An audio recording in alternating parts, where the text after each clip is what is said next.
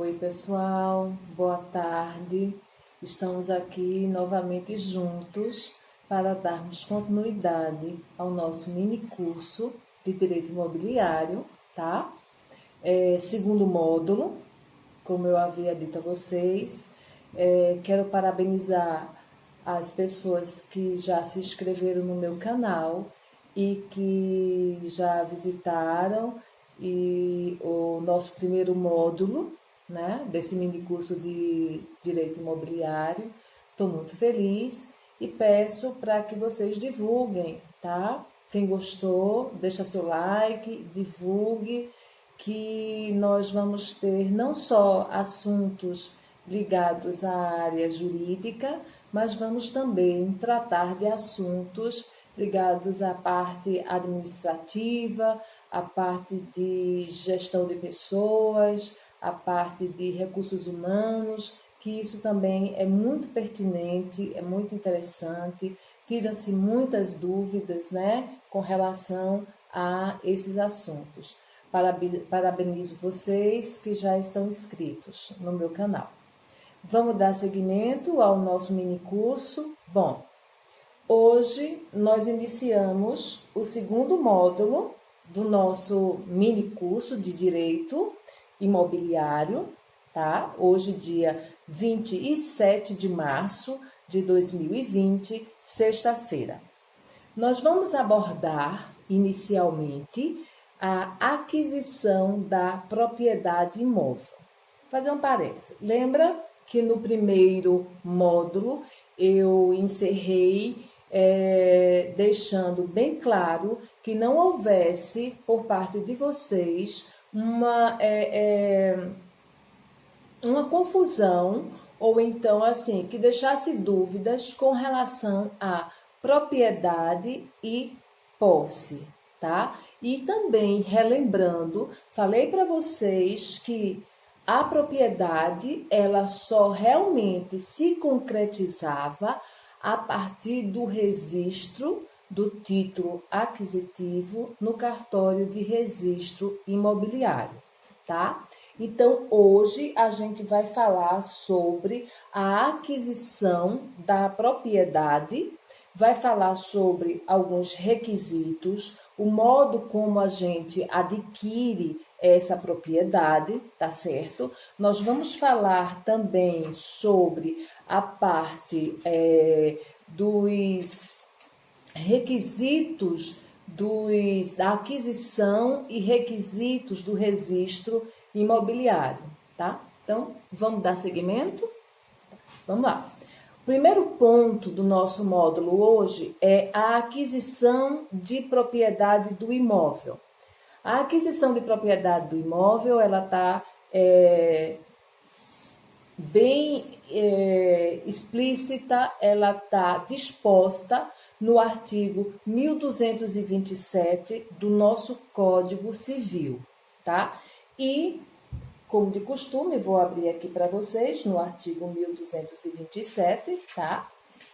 É um artigo da nossa legislação que ele é autoexplicativo, mas tem algumas minúcias que eu, após a leitura, esclareço para vocês. O que é que diz o nosso artigo 1227? Ele diz: os direitos reais sobre imóveis constituídos ou transmitidos por atos entre vivos só se adquire com o registro no cartório de registro de imóveis do referido título, tá? Salvo casos expressos neste código, né? Nesta legislação. Então, mais uma vez, eu repasso para vocês a importância de distinguirmos que não adianta nós fazermos um instrumento, tá certo? Seja ele público ou particular, e não levarmos ao registro imobiliário. Por quê? Porque a propriedade, a aquisição da propriedade, ela só se concretiza, tá? Quando concluímos o registro deste imóvel no seu competente cartório imobiliário, tá? O que eu quero especificar aqui para vocês, agora dando continuidade ao nosso módulo, são as diversas modalidades, os diversos modos que nós podemos adquirir essa propriedade. Lembra que a gente falou sobre propriedade e sobre posse. Agora nós estamos direcionando, tá, o nosso bate-papo aqui, o nosso minicurso, a aquisição propriamente dita da propriedade, tá? De uma forma legal. Então, os modos que nós temos legalmente para adquirirmos a nossa propriedade, a propriedade do nosso imóvel, ela vem com o uso capião, que está disposto nos artigos 1238 a 1244 do Código Civil, o registro de título, que está inserido na nossa legislação nos artigos 1245 a 1247, também do Código Civil, e a forma de acessão, que está nos artigos 1248 a 1259. Hoje o nosso estudo ele vai ficar propriamente dito na parte de uso capião e na parte do registro de título, tá? A acessão, essa outra modalidade, nós vamos ver e nós vamos conhecer no nosso módulo 3.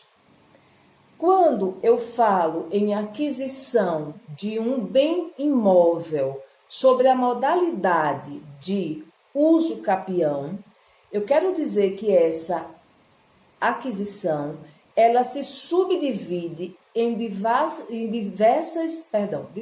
espécies de uso capião. Uma delas é o uso capião constitucional, que ele está disposto no artigo 183 e 191 da nossa Constituição Federal. Uma outra espécie de uso capião é o uso capião especial urbano. Este uso capião, ele está disposto numa legislação específica, que é a Lei 10.257 de 2001, em seus artigos 9º e 14º. Isso, pessoal, que eu estou passando para vocês são as modalidades, tá? O uso capião é uma forma de aquisição da propriedade, tá? E dentre elas existem várias formas, várias modalidades de uso capião.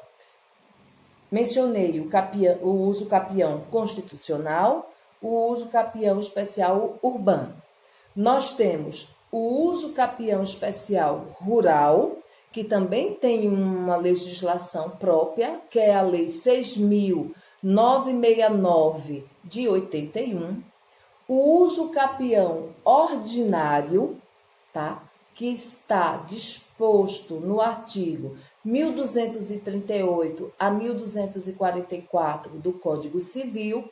E temos, por fim, o uso capião extrajudicial, que são os artigos 1071 do CPC, Código de Processo Civil de 2015, a Lei 6.015 de 73, que é a Lei dos Registros Públicos, em seu artigo 216, letra A. Tá? Quando a gente falou do uso capião ordinário, esse uso capião ordinário, ele abrange tanto o uso capião urbano ou rural, o uso capião para... Só um minuto, tá, gente? Que eu me perdi aqui, peço desculpas a vocês. O uso capião ordinário, que eu falei para vocês, tá? Que é justamente a leitura que eu pedi para a gente dar uma olhada no artigo 1238 do Código Civil, que ele dispõe sobre o uso capião ordinário. Ele diz: aquele que por 15 anos, sem interrupção nem oposição, possuir como seu imóvel, adquirir-lhe a propriedade, independentemente de título e boa-fé, podendo requerer ao juiz que assim o declare por sentença, a qual servirá de título para registro no cartório imobiliário. O uso capião, pessoal, que é uma forma, o uso capião ordinário, que é uma forma de aquisição da propriedade, certo? Ele tem alguns requisitos para que você... vou abrir um parêntese agora, porque nós estamos falando de propriedade, tá? Propriedade, aquisição de propriedade. Para que eu adquira a propriedade, eu primeiro preciso estar na posse daquele imóvel.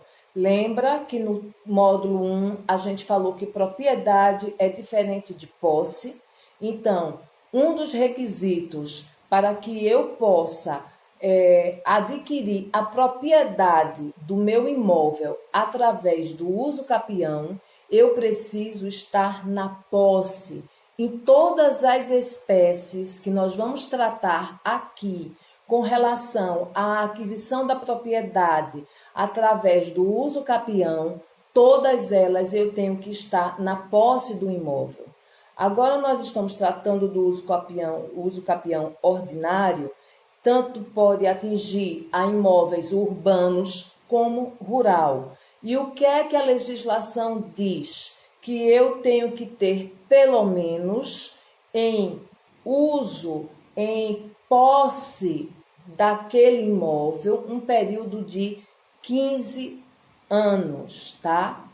Independentemente de qualquer tipo de área que este imóvel tenha, seja um imóvel grande, seja um imóvel pequeno. Se eu estiver falando de imóvel rural, ele pode ter 2.000 metros, 3.000 metros quadrados. Se eu estiver falando de imóvel urbano, ele pode ter 100 metros quadrados, 200 metros quadrados. Independentemente, se eu tiver o requisito de 15 anos na posse daquele imóvel, que eu esteja utilizando este imóvel para minha moradia e da minha família, tá? E um outro requisito é independentemente de justo título.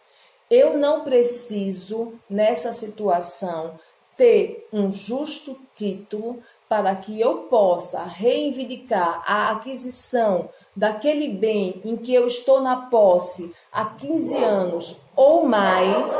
Então, neste sentido, eu posso pedir para que eu obtenha a propriedade através do uso capião ordinário, tá? Eu vou fazer um parêntese agora para vocês, porque eu falei de um requisito independentemente de justo título. O que é o justo título, pessoal?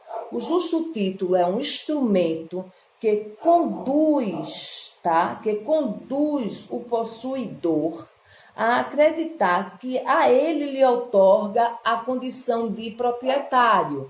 Então, quando a gente estava no módulo 1, conversando sobre posse, eu falei para vocês que a posse, ela poderia ser de boa fé, ela poderia ser de má fé. Então, a posse, ela pode me gerar um título, tá? Um contrato de promessa de compra e venda, um recibo, e eu acho, tá, que isso seja suficiente para me tornar proprietário. Não. Engano nosso. Quem pensar dessa forma está muito equivocado. O fato de eu ter um documento, tá? Um contrato de promessa de compra e venda, um contrato particular, um recibo, isso não me dá a propriedade daquele imóvel. A pessoa pode, até durante muitos anos, ter adquirido aquela posse através de um recibo, através de um instrumento particular simplório e achar que é proprietário, vai ser orientado por um operador do direito que ele não tem a propriedade, ele só tem a posse, que a propriedade ela só se dá através da transmissão daquele proprietário para ele, e vai que ele vai procurar a pessoa que lhe vendeu, que lhe embutiu, que lhe deu a posse daquele imóvel e vai querer regularizar a situação e aquela pessoa não é encontrada. Então, como é que ele pode fazer no registro imobiliário, que a gente sabe que é o momento onde se concretiza realmente a transmissão da propriedade, se ele não encontra mais quem lhe passou, quem lhe vendeu aquela posse, aquela propriedade? Então, nesse caso, para que ele possa salvaguardar o direito de proprietário, ele tem que entrar com a ação de uso capião, preenchendo esses requisitos, independentemente dele ter um recibo, dele ter uma promessa de compra e venda, basta que ele comprove que já está naquele imóvel usando, vivendo como sua habitação familiar por um período de 15 anos, tá? Independentemente da área que ele tenha, seja ele um imóvel urbano, seja ele um imóvel rural, certo? Uma outra forma, pessoal, uma outra forma que nós temos de requisitos, né? Para que ocorra essa transmissão da propriedade por uso capião, é que o imóvel tenha que ser para uso próprio, tá? Para a sua moradia. Ele não pode entrar, por exemplo, reivindicar a propriedade de um imóvel do qual ele não habita, do qual ele não está inserido lá, vivendo com a sua família. Isso é um requisito primordial. A ação de uso capião, ela exige legalmente que você esteja reivindicando a propriedade para uso próprio da sua habitação, sua e de sua família, certo? Uma outra forma de uso capião é a que a gente chama de uso capião constitucional ou especial urbano. Para que a gente possa atender os requisitos de solicitar o nosso título aquisitivo através de um uso capião especial urbano, existem alguns requisitos legais que são necessários para que eu possa entrar com essa ação, tá? Informando também a vocês que o título aquisitivo através de ações de uso capião é a sentença que for prolatada pelo juiz e em que inserir você como deixar de ser o possuidor e proprietário é a sentença gerada pela ação de uso capião. É com base nesta sentença que você se dirige ao cartório de registro imobiliário e faz o registro, tá? Faz o registro daquele imóvel no seu nome, com base na sentença que foi prolatada na ação de uso capião. Então, vamos voltar aqui para a modalidade de uso capião urbano constitucional, também chamado de uso capião especial urbano. Quais são esses requisitos? Prazo, 5 anos. Área do imóvel, detalhe importantíssimo, área do imóvel, 250 metros quadrados. Você só pode ter o benefício de uma ação de uso capião para que você possa adquirir a sua propriedade em imóveis urbanos, é o chamado uso capião especial urbano. Por que especial? Porque ele tem a particularidade de 5 anos, não mais 15 anos, como nós vimos no uso capião ordinário, que o rural são 15 anos e o urbano 10 anos.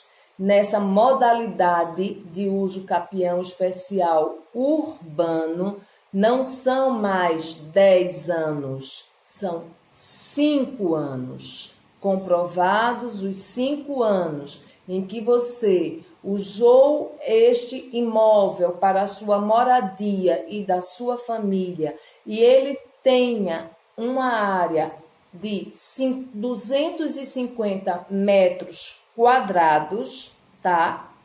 Você pode entrar com a ação para poder ter o seu título aquisitivo de proprietário através da sentença. E mais um detalhe, mais um requisito importantíssimo: você não pode ser proprietário de outro imóvel.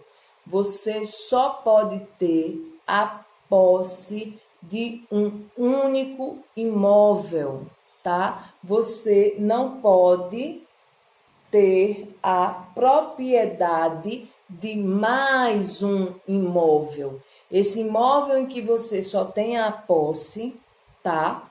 Você pode requerer a sua propriedade, uma vez que você não tem nenhum outro imóvel em seu nome. Então, vamos recapitular. Essa outra modalidade de uso capião urbano ou uso capião especial urbano, ele tem requisitos diferentes do uso capião ordinário urbano, tá? O ordinário urbano, que é 5 anos, tá? Comprovados de que você reside naquele imóvel. Tem que ter uma área de 250 metros quadrados. Você tem que morar e fazer daquele imóvel o seu lar familiar, e você não pode ser proprietário de nenhum outro imóvel, certo? Uma outra modalidade que eu vou agora explanar para vocês é o que a gente chama de uso capião urbano coletivo. Uso capião urbano coletivo. Ele tem uma lei própria, tá? É uma lei, a Lei 10.257 de 2001, e é tratado no seu artigo 9º. Que requisitos são esses para que eu possa adquirir a propriedade do bem em que eu estou, tá? Através dessa modalidade de aquisição de propriedade, que é as ações de uso capião. Para esse caso de uso capião urbano coletivo, eu vou precisar também ter 5 anos estabelecido naquele imóvel como minha moradia, tá? Só que a área, ela pode ser maior que 250 metros quadrados. Um outro requisito é que a ocupação, tá? A ocupação seja por uma população de baixa renda. E a impossibilidade de identificar os terrenos ocupados para cada possuidor. Vamos explicar isso melhor. A questão do uso capião urbano coletivo. Eu tenho uma área que ela é considerada uma área urbana, uma área muito grande, tá? Tanto que o requisito é que ela seja maior, ela tem uma área maior que 250 metros quadrados, e várias pessoas de baixa renda, que não tenham condições de ter casa, elas se inserem na posse desse terreno, dessa área grande, constrói, alguns divide essa área em alguns lotezinhos e ali edificam as suas moradias. Ora, eu não tenho como identificar o terreno, tá? Identificar o terreno que eu estou ocupando por cada possuidor, porque cada um chegou naquela área imensa e dividiu aleatoriamente a parte. Um ficou com um pedacinho pequenininho, o outro ficou com uma área bem grandona, o outro ficou com uma área intermediária. Então, eu não loteei, eu não fiz as dimensões, eu não sei quanto mede aquela área em que coube a mim. Então, isso também, essa impossibilidade, também é uma característica do uso capião urbano coletivo, tá? Como eu já falei, moradia própria e de sua família.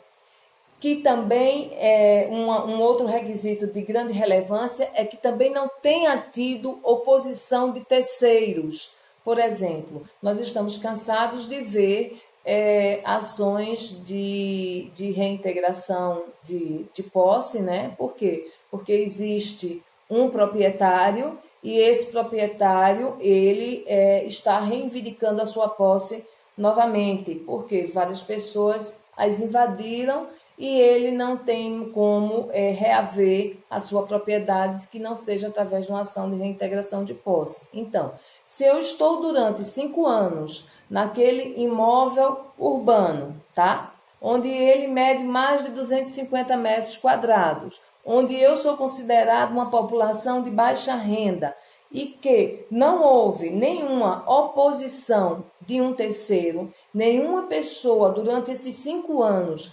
apareceu para reclamar aquela área onde eu sou possuidor, são requisitos para que eu possa judicialmente entrar na justiça pedindo, tá, que me reconheça, né, solicitando que expeça-se o meu título aquisitivo de proprietário através daquela ação de uso capião. E também não esquecer que eu não posso ser proprietário de outro imóvel, tá? Eu tenho que comprovar que eu só tenho aquele imóvel o qual eu estou reivindicando um título aquisitivo para que eu possa registrar no cartório imobiliário e assim ter definitivamente a propriedade daquele imóvel. Nós temos também a outra modalidade, que é o uso capião rural, tá? Que é diferente do uso capião ordinário rural, que foi aquele que a gente viu inicialmente, que ele tem um prazo de 15 anos. Esta outra modalidade de uso capião rural especial, ela está prevista no artigo da Constituição Federal de número 191, no artigo 1239 do nosso Código Civil e na Lei 6.969 de 81. E quais são os requisitos que eu vou precisar, que eu vou necessitar, eu tendo uma área rural da qual eu só tenho a posse, não sou proprietária, mas eu quero regularizar essa situação. Eu quero regularizar este imóvel para que eu deixe de ser um simples possuidor e passe a ter realmente a propriedade deste imóvel. Então, quais são os requisitos? De 15 anos que eu tinha no uso capião originário o rural, eu passo para 5 anos. Mas, com isso, eu tenho que ter um requisito especial para que esse prazo caia de 15 anos para 5. Qual é esse requisito? Que eu tenha uma área de 25 a 50 hectares. Tá? Não basta, tá? Para que eu possa ter essa redução no tempo, tá? De moradia, e que essa redução no tempo vai me dar subsídios para que eu possa entrar com essa ação de uso capião especial rural, eu tenho que ter uma área de entre 25 a 50 hectares, tá? Não basta ter os 5 anos. Todos esses requisitos, pessoal, observem que eles são sequenciados. Para que eu possa ter o direito de, eu tenho que preencher o requisito tal. Para que eu preenchendo o requisito tal, eu vou ter o direito de, tá? Tem que prestar bem atenção na hora em que você for receber seu cliente, você prestar muita atenção na narrativa dos fatos do seu cliente, para pegar todas essas informações e saber aonde, em que tipo de ação de uso capião você vai enquadrar diante do caso concreto que o teu cliente está levando para a sua solução, tá? Eu tenho também que essa área de 25 a 50 hectares, eu tenho que ter essa área explorada produtivamente. Eu tenho que produzir nesta área. Eu tenho que ter uma plantação, eu tenho que ter um pequeno gadozinho, eu tenho que ter uns porcos, uns cabritos, né, uns bodinhos. Então, eu tenho que produzir, eu tenho que ter algo que eu produza, mesmo que seja para a minha própria subsistência, mas eu tenho que ter aquela terra que vai de 25 a 50 hectares com a minha edificação da minha casa, e o restante da área eu tenho que fazer com que ela seja uma área produtiva. E também, mais uma vez, mais uma exigência, mais um requisito que é pertinente a todas as outras formas de uso capião, é não possuir outro imóvel de minha propriedade, tá? A ação de uso capião, pessoal, ela se caracteriza com a busca da propriedade para a aquisição de um único bem imóvel, tá? Ela se justifica a dar a aquisição daquele bem e determinar o proprietário de uma pessoa, de um indivíduo que não tenha nenhum outro imóvel em seu nome, tá? Vamos dar seguimento. Nós agora vamos ver os requisitos que vão compor a ação de uso capião, tá? A legislação, ela nos dá um rol de requisitos para que a gente possa entrar com a ação de uso capião. Que requisitos são esses? Um dos primeiros requisitos que precisa acompanhar o seu pedido, a sua inicial, a sua exordial de ação de uso capião, é acostar a essa sua petição inicial a planta de situação do imóvel a ser usucapido. Vamos explicar o que é planta de situação para aquelas pessoas que não estão, para aqueles operadores do direito e acadêmicos que não estão no dia a dia, na prática de questões de aquisição da propriedade. A ação de uso capião, ela pede o chamado planta de situação. O que é a planta de situação? É a planta baixa daquele imóvel. É o terreno aonde ela foi edificada, aonde aquela casa foi edificada, ou só o terreno, não existe benfeitoria. Então, chama-se planta de situação. É a demarcação da área. E onde nós vamos obter essa planta de situação? Nos órgãos chamados regionais do município, tá? O município aonde se encontra esses imóveis, você vai encontrar as plantas de situação. São chamadas de regionais e elas são divididas por cada bairro, tá? Aonde estão localizados aqueles imóveis. Algumas regionais atendem a tais e tais bairros, a outra regional atende a outro conglomerado de bairros, e aí você sabendo a localização do seu imóvel, você vai e procura na municipalidade da sua cidade, aonde é a regional pertinente, que você possa adquirir uma cópia da planta de situação, da planta daquele imóvel. Isso é um dos requisitos, tá? O título de posse. Bom, pessoal, isso aí vai depender. Algumas pessoas não têm o título de posse. O título de posse vimos no módulo 1, que podia ser um contrato de promessa de compra e venda, que poderia ser um recibo, que poderia ser um instrumento particular, procuratório, né, de procuração. Tem pessoas que não têm isso. Por quê? Invadiram de boa fé, invadiram de forma pacífica, de forma mansa, não houve turbação, não houve esbulho. Então, você simplesmente chegou no local e ficou, e ali edificou o seu lar. Então, você não tendo, tá, o título de posse, tá, vai independer de que sua ação seja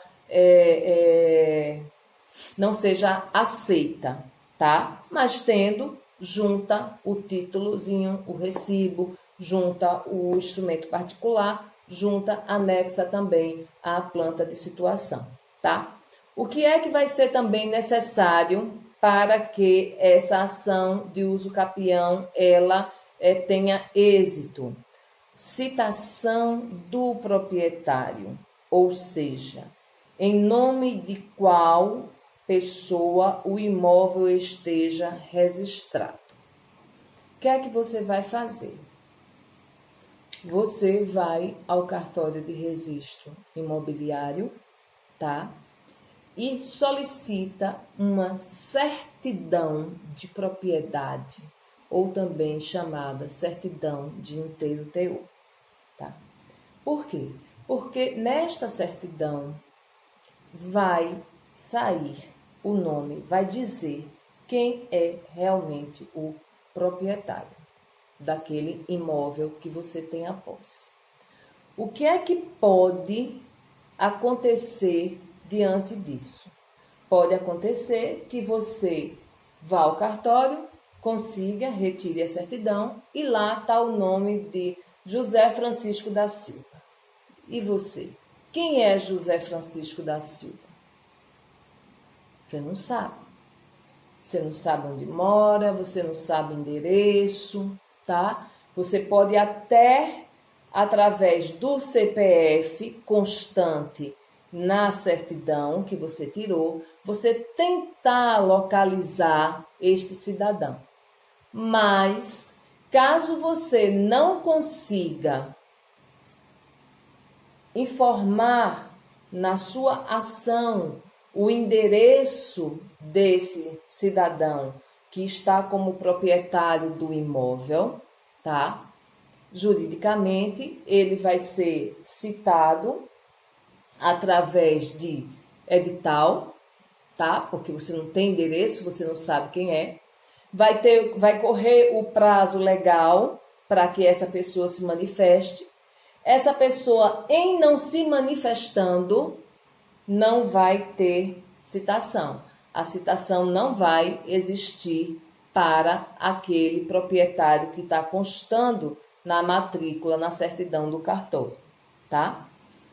É um ponto que já passa a ser uma questão processual, tá? É uma questão em que você, recapitulando, entra com sua ação, faz, através do seu advogado, faz a sua peça inicial, junta a sua peça inicial documentos como título de posse, se você tiver. Se você não tiver, junta a planta de situação, seus documentos pessoais, junta a sua conta de energia, junta a sua conta de água, porque vai comprovar esse tempo que você tem para requerer, né, para solicitar a aquisição da propriedade, tá? Mas quando a gente passa para a parte das citações, isso já são os procedimentos processuais que ocorrem dentro do processo, tá? Eu só estou me adiantando para informar que quando não se tem condições de citar aquele proprietário que, porventura, está constando na matrícula, na certidão de propriedade do imóvel, tá? Vai se usar as diversas formas legais de citação. Não havendo, isso não é prejuízo para você que está querendo adquirir a propriedade. Pelo contrário, é uma benesse, tá? O fato de não encontrar um proprietário para aquela aquisição do imóvel, tá?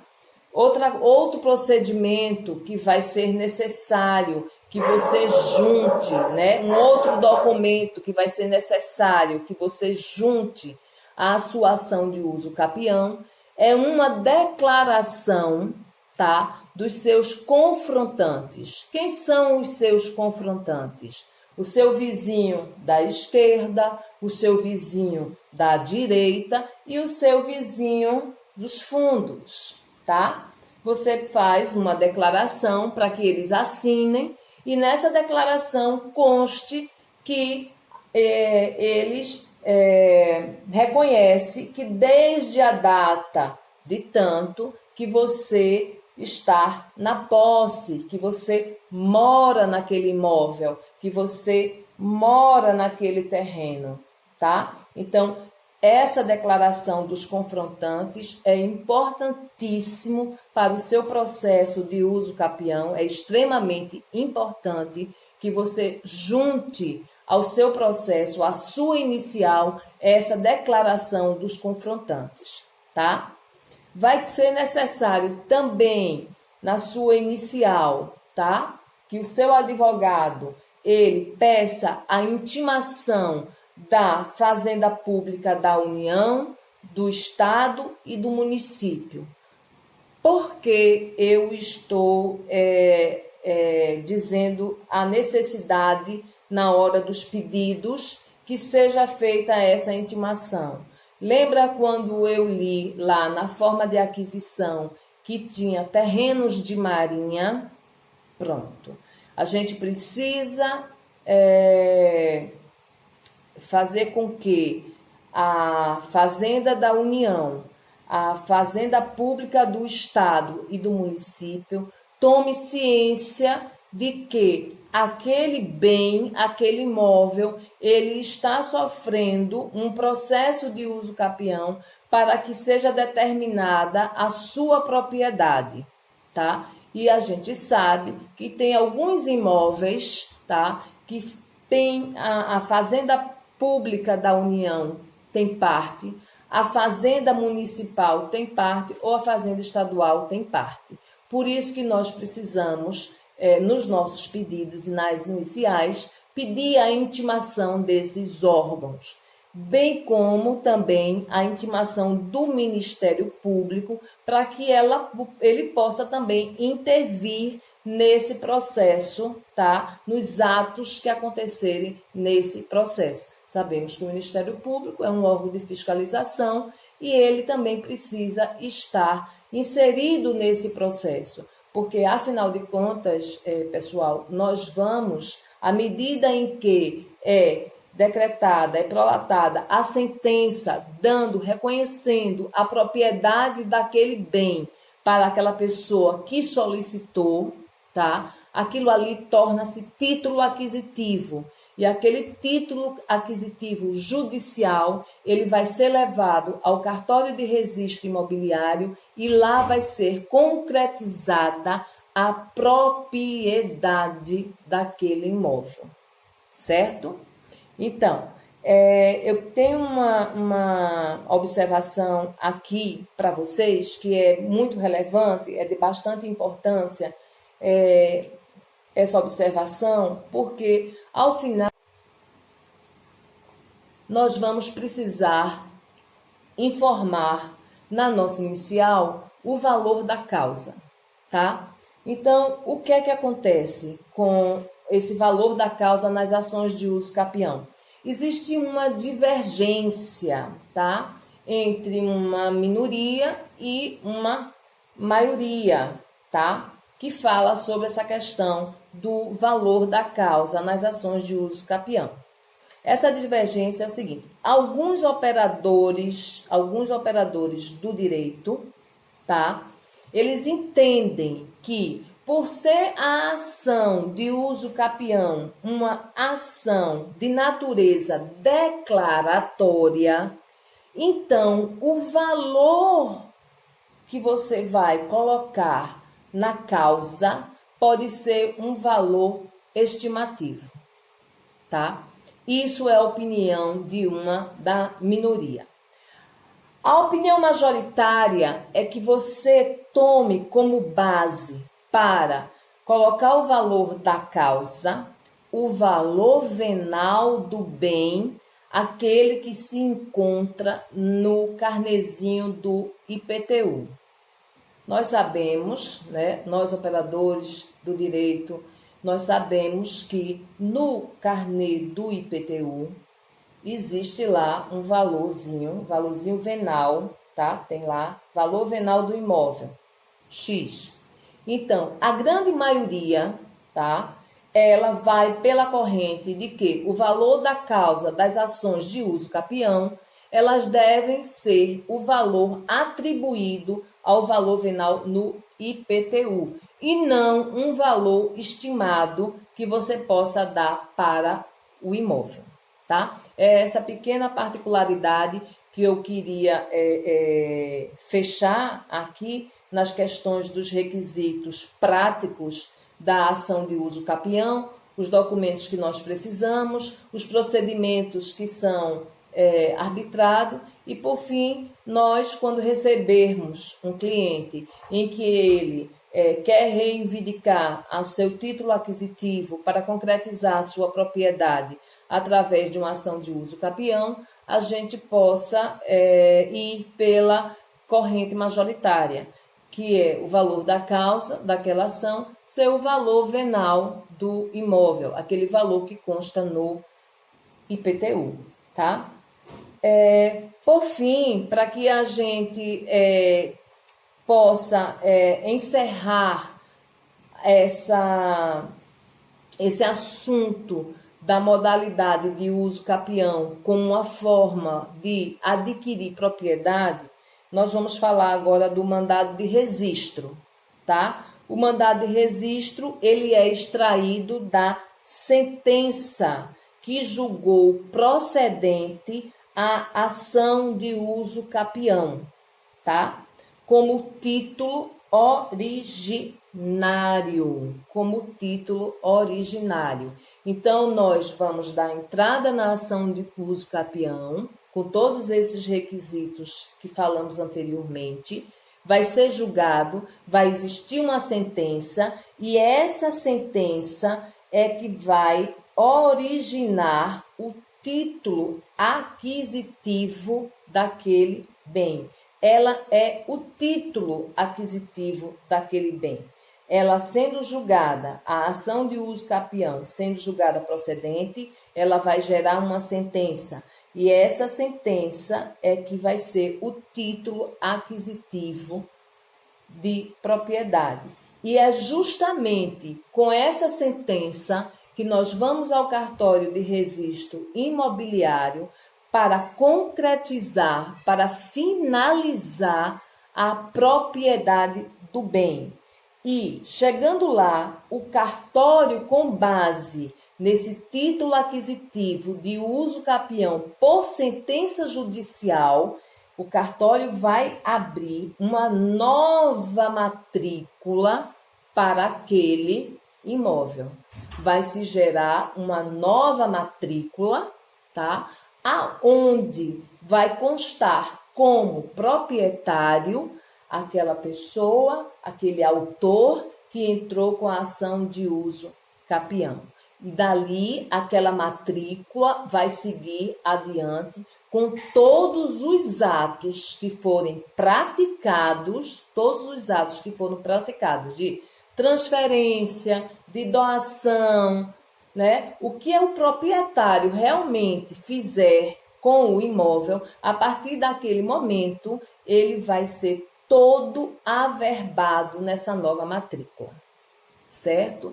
Então, pessoal, nesse momento nós encerramos a parte de aquisição de bens imóveis através do Instituto do Uso Capião.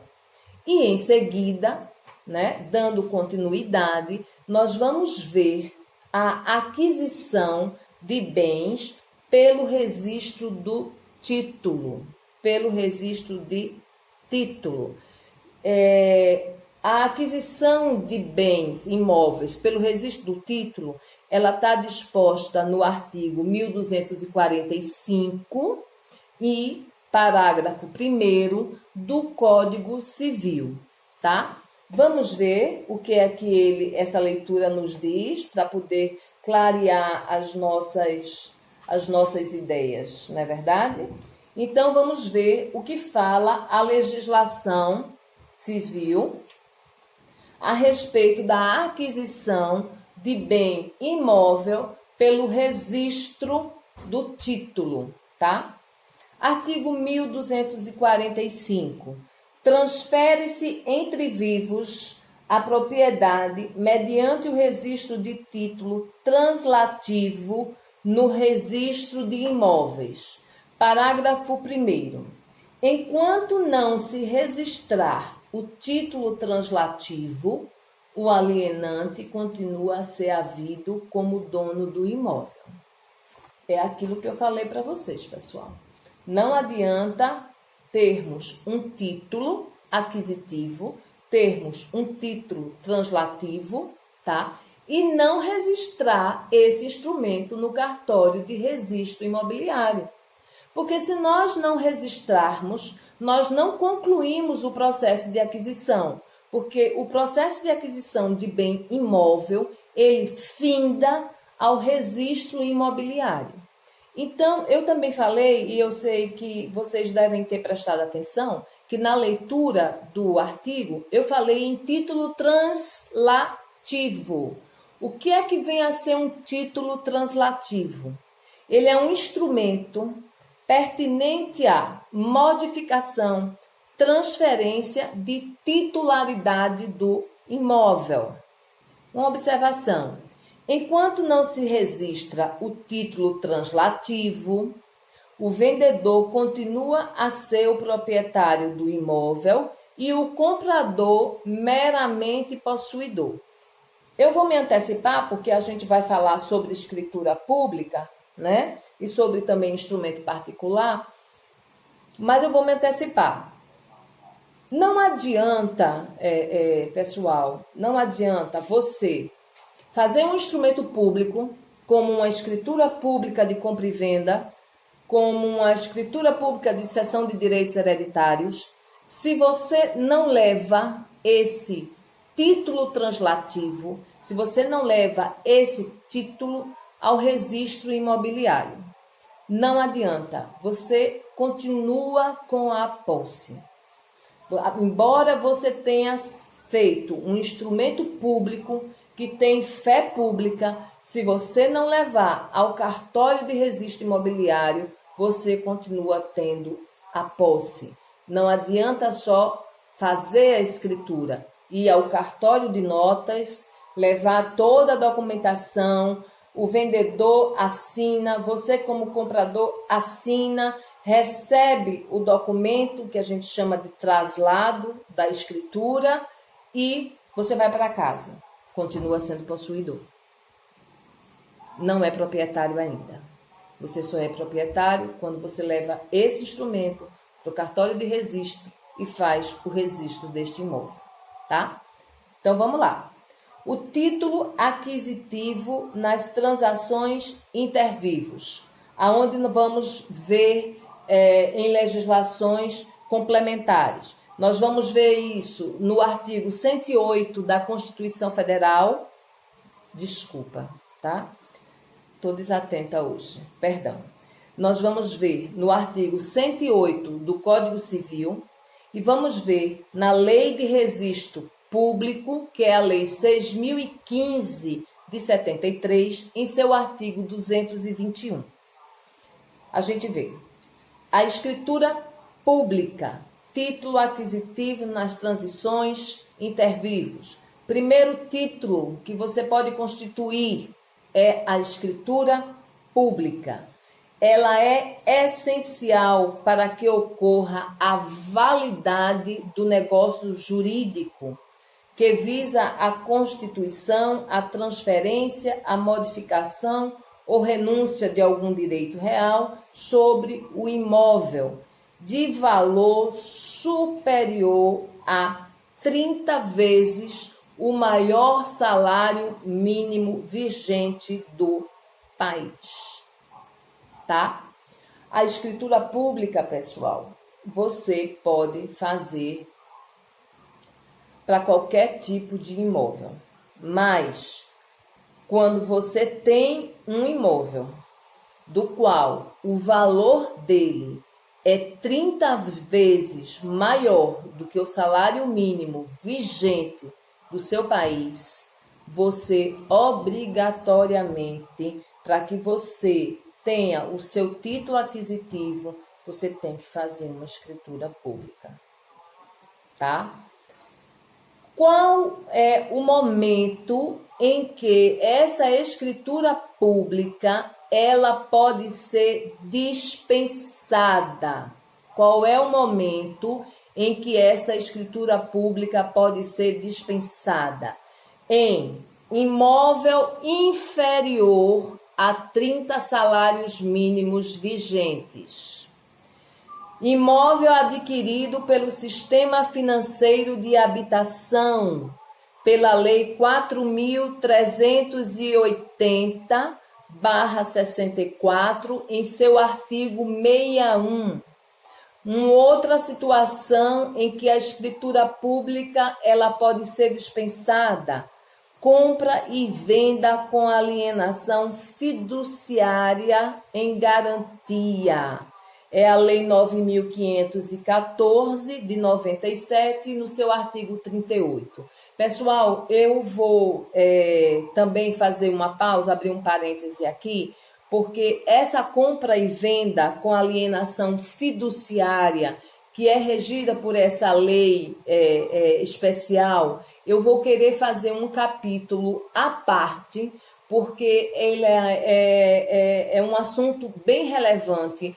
É um assunto em que traz muitos transtornos para quem opta por esse tipo de aquisição de bens imóveis, tá? Então, eu vou abrir um parêntese posteriormente para tratarmos sobre essa compra e venda com alienação fiduciária em garantia, tá? E uma outra situação em que a escritura pública ela é dispensada são nas instituições e convenção de condomínio edilício, tá certo? Nesse momento, ela pode ser dispensada, a escritura pública, porque pode ocorrer através de instrumento particular. A convenção de condomínio, tá? Essa instituição da convenção de condomínio, ela pode ser realizada através de instrumento particular levada ao registro do cartório imobiliário. E uma outra situação da qual também é dispensada a escritura pública de imóveis é quanto aos contratos imobiliários da Caixa Econômica Federal, que é a Lei 9.636 de 98, o artigo 34.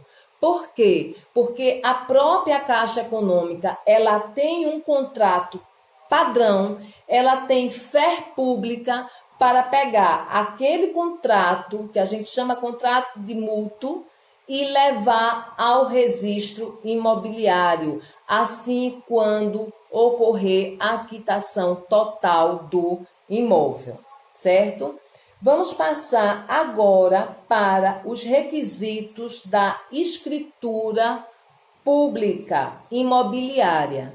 Ela tem requisitos para que você possa fazer a lavratura do seu imóvel através da escritura pública.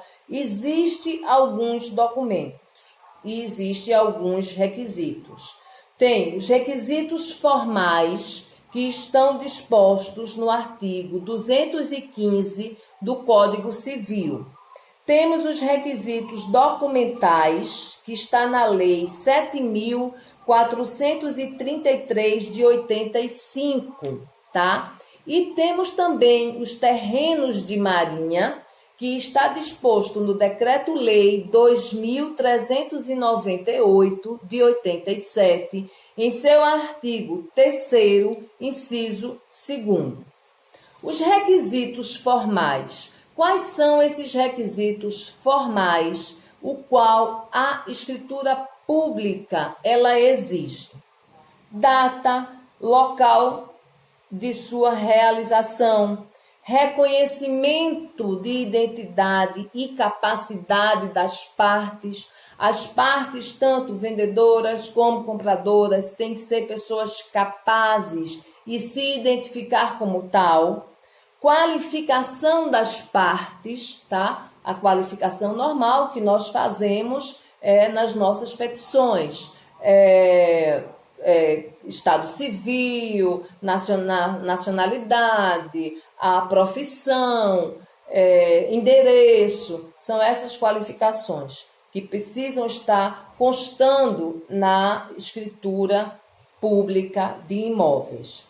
Manifestação clara da vontade das partes, tá? E se houver algum interveniente, tá? Também precisa da manifestação dele, da vontade dele de estar transferindo aquele imóvel, tá? Referência ao cumprimento das exigências legais e fiscais inerentes à legislação do ato. Ora, pessoal, nós sabemos que quando vamos escriturar um imóvel, quando vamos ao cartório de notas para lavrarmos a escritura de um imóvel, nós precisamos apresentar determinados documentos e apresentar também a quitação de alguns impostos, tá? Quando eu falo na parte fiscal, é a parte dos impostos que são exigidos para a lavratura dessa escritura. Por exemplo, se for uma transmissão entre vivos, eu vou precisar do ITBI, que é o Imposto de Transmissão entre Vivos, que é um imposto que é cobrado pela prefeitura do município, pela prefeitura municipal, mas isso a gente entra mais detalhadamente posteriormente.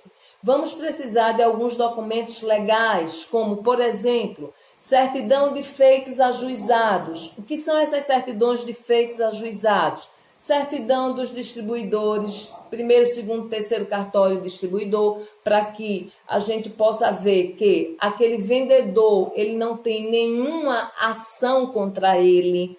Precisamos também de uma certidão trabalhista, para a gente ver que também não há nenhuma ação trabalhista que recaia sobre o vendedor do imóvel, tá? Então, são esses documentos legais que vão dar maior segurança na hora de realizarmos a escritura pública do nosso imóvel, tá? Uma declaração de que a escritura, aquela escritura foi lida na presença das partes e demais comparecentes, e no final as partes vão assinar a escritura pública juntamente com o tabelião ou o seu substituto, tá?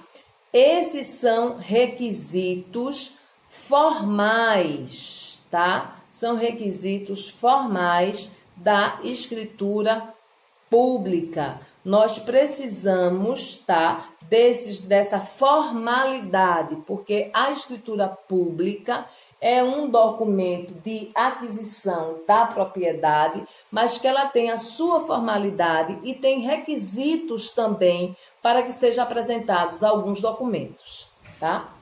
Na modalidade de títulos aquisitivos, pessoal, nós temos dois tipos de modalidades. Nós temos a modalidade de títulos extrajudiciais e títulos judiciais.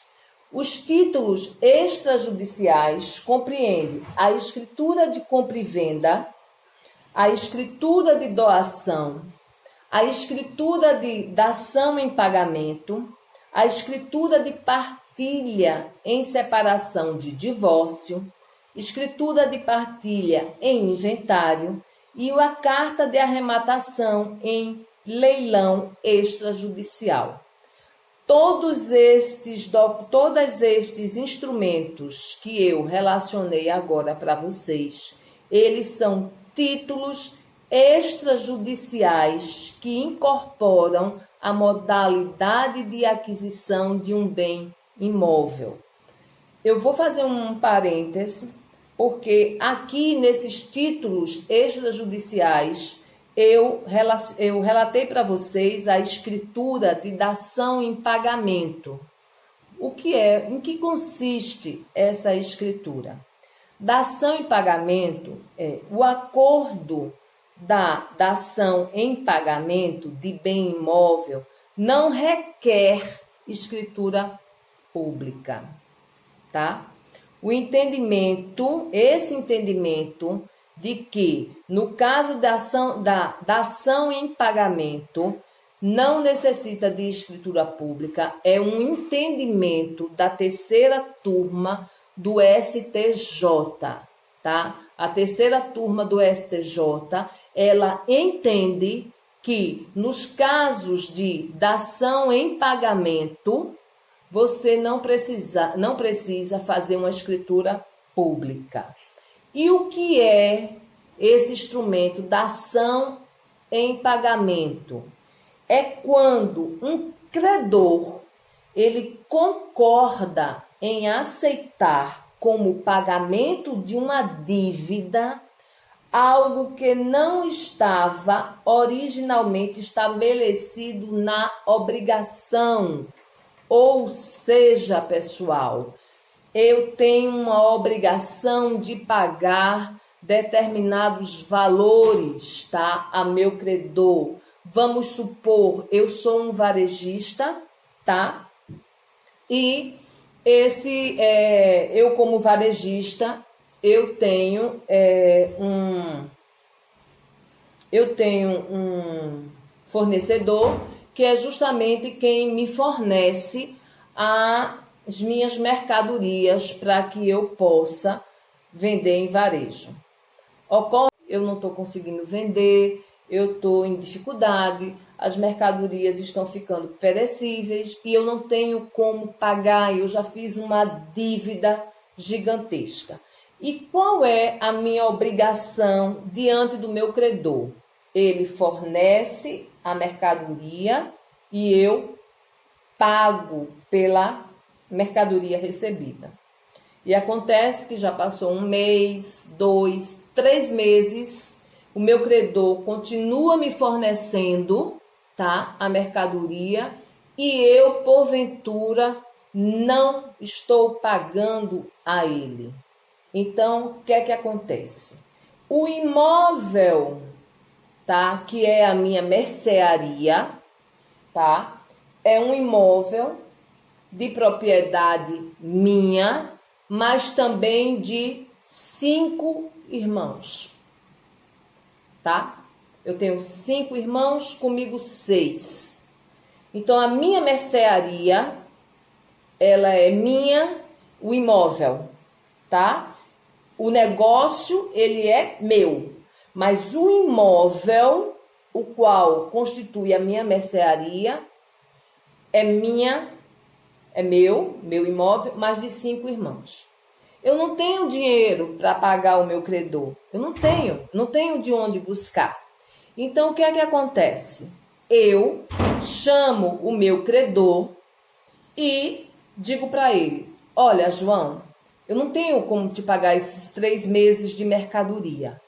Então, eu vou fazer o seguinte: eu tenho 1/6 deste imóvel.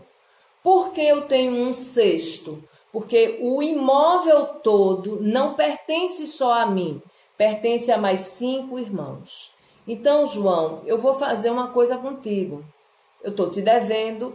A gente vai fazer um instrumento, tá? A gente vai fazer uma escritura, dação em pagamento, aonde eu vou te pagar por esses 3 meses de suprimentos, tá? Eu vou te pagar com 1/6 que me cabe do imóvel aonde está localizada a minha mercearia. Então, pessoal, nesse exemplo que eu dei, eu discordo um pouco da turma do STJ, aonde diz que não há necessidade de instrumento da escritura pública. Porque nesse exemplo que eu dei, não é garantia para o credor apenas eu dizer que ele tem apenas 1/6 daquele imóvel. Até porque, para mim, credora, eu vou querer assegurar aqueles 3 meses que eu forneci, que foi uma verdadeira fortuna em alimentos e suprimentos. Eu vou querer assegurar. Embora que esse tipo de pagamento não era parte do nosso contrato. O nosso contrato era, a obrigação do devedor era me pagar em pecúnia. Mas existe esta forma, tá, de escritura de dação em pagamento, aonde eu vou escriturar 1/6, porque é a parte que cabe ao devedor, 1/6 do imóvel, eu vou escriturar em meu nome, como forma de pagamento da obrigação naquele contrato. Agora, esclareço aos meus colegas de profissão o maior cuidado em relação a esse tipo de escritura, onde existe mais de um proprietário daquele imóvel que vai ser dado em dação e pagamento. Por quê? Porque se eles não anuírem aquela escritura de dação e pagamento, posteriormente a me dar uma dor de cabeça, posteriormente esses 5 irmãos podem entrar judicialmente informando de que não anuíram. Então, pessoal, para encerrarmos esse nosso segundo módulo do minicurso de Direito Imobiliário, nós vimos anteriormente e conversamos sobre a parte da modalidade de títulos aquisitivos extrajudiciais, né? Que eu relatei todas aquelas formas, né? Discordei até do STJ, mas cada um tem a sua opinião. E agora nós vamos ver a parte dos títulos judiciais, tá? Que também, através dos títulos judiciais, nós adquirimos a propriedade dos imóveis, né?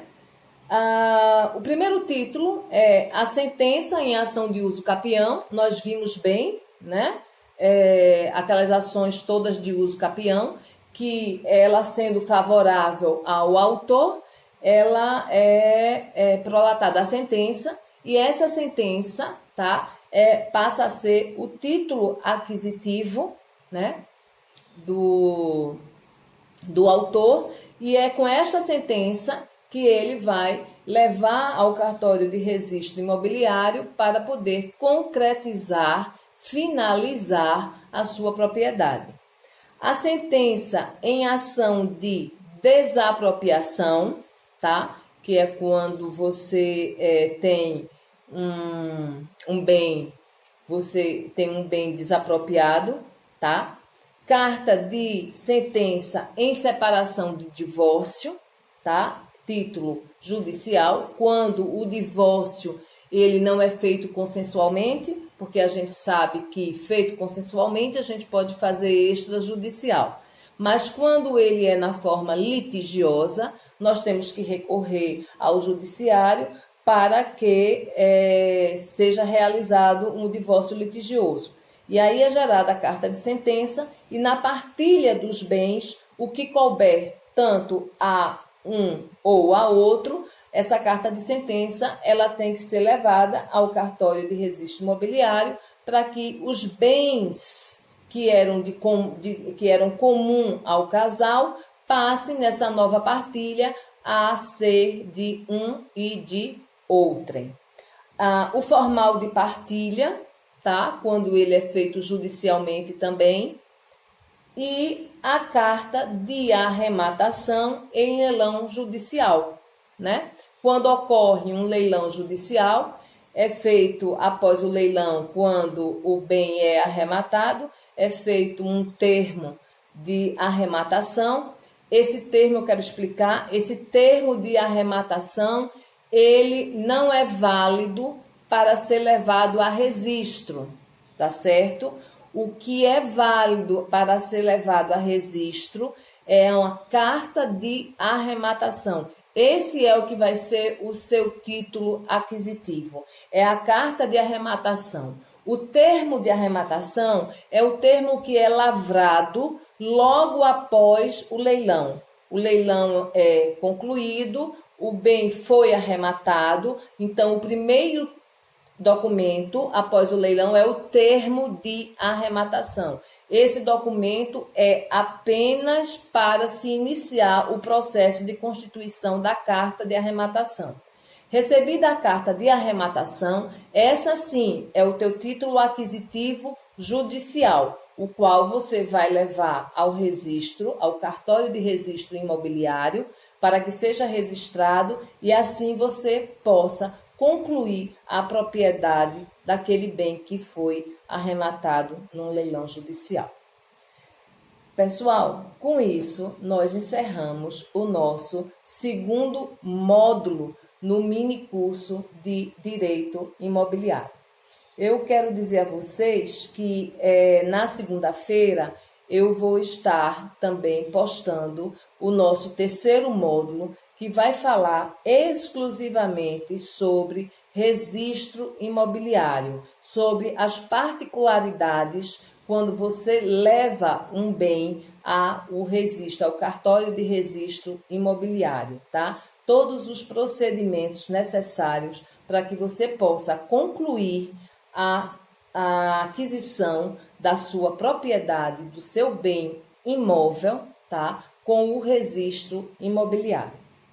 Quero agradecer a todos que se inscreveram novamente, que se inscreveram, né, no meu canal. Peço que divulguem sobre essa minha nova empreitada, tá? Eu, durante 10 anos, fui professora, Agora eu dei um tempo, né, por questões de muitas atividades cumulativas, mas gosto muito, muito de lecionar. Acho que transmitir um conhecimento que você tem é muito especial. Você saber que tem alguém aprendendo, tirando dúvidas sobre determinados assuntos é importantíssimo.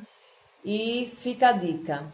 Alguma dúvida que vocês tenham após assistirem a esse mini curso, entrem em contato comigo, faz seu questionamento, eu responderei assim que possível, tá? E vamos continuar. Esse meu canal, ele vai abordar todos os tipos de assuntos jurídicos, ele vai abordar assuntos administrativos, ele vai abordar a parte de gestão em pessoas, gestão gerencial. Nós vamos ter uma diversificação muito grande de assuntos interessantes para que vocês possam conhecer, se aprofundar mais em seus estudos e tirar também as dúvidas. Agradeço pela atenção de todos, um bom final de semana e na segunda-feira eu estarei postando tudo sobre registro imobiliário, tudo sobre a aquisição de bens imóveis e a participação do registro imobiliário nessa aquisição de bens imóveis. Um abraço e até o próximo módulo.